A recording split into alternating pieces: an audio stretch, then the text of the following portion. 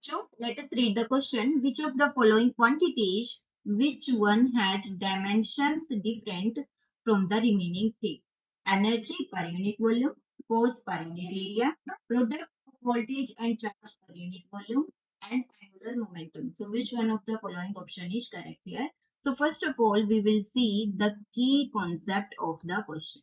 So जो ये question है इसमें हमें क्या निकालना है, इसमें हमें डायमेंशन निकालनी है कि किसकी सभी की डायमेंशन निकालेंगे और हमें बताना है कि कोई ऐसा है इसमें जिसकी डायमेंशन तीन जो रिमेनिंग है उनसे different.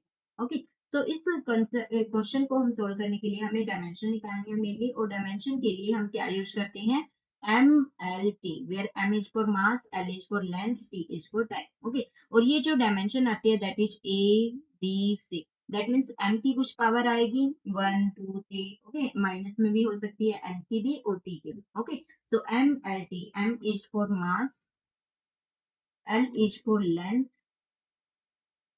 And T is for time. Okay, so M L T की टर्म्स में हम सबकी डायमेंशन को निकालेंगे, उसके बाद हम इस क्वेश्चन को सॉल्व करेंगे।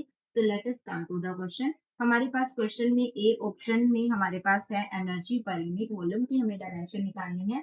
So energy divided by volume. Okay, energy होता है work done, that means force into time, और फोर्स की हमारे पास डायमेंशन क्या होती है, फोर्स हमारे पास होता है मास इनटू एक्सेलरेशन की, और उसकी डायमेंशन होती है m1 acceleration is velocity by time, that means l1 t minus 2। Okay, so force की हम डायमेंशन लिख लेते हैं m1 l1 t minus 2 in multiply by distance divided by l cube, क्योंकि जो वॉल्यूम होता है that is length cube. Okay, so this is equal to m1 l minus 1 t minus 2। ये हमारे पास डायमेंशन आ जाती है एनर्जी पर यूनिट वॉल्यूम की। उसके बाद बी ऑप्शन में है force per unit area. So force divided by area की हमें डायमेंशन निकालनी है। फोर्स की डायमेंशन होती है m1 l1 t minus 2 divided by area की डायमेंशन होती है l2। So this is equal to m1 l minus 1 t minus 2। So this both are same।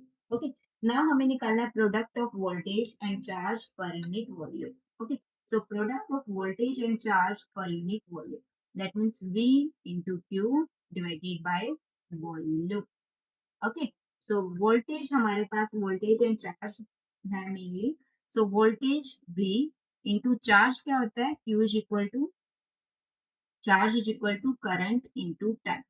Okay, so I into T divided by volume. Volume that means हमारे पास क्या होता है, length cube. Okay, so this is equal to जो voltage होती है इसकी ऐसे यूनिट क्या होती है, that is V I into T. V I हमारे पास होती है that is the power into time. Okay, V I is power multiply by time divided by volume.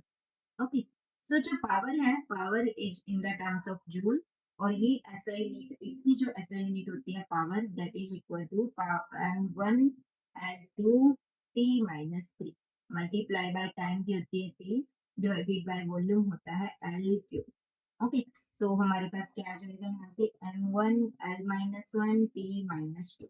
Okay, उसके बाद डी ऑप्शन में हमें क्या गिवन है, हमें निकालना है दैट इज एंगुलर मोमेंटम।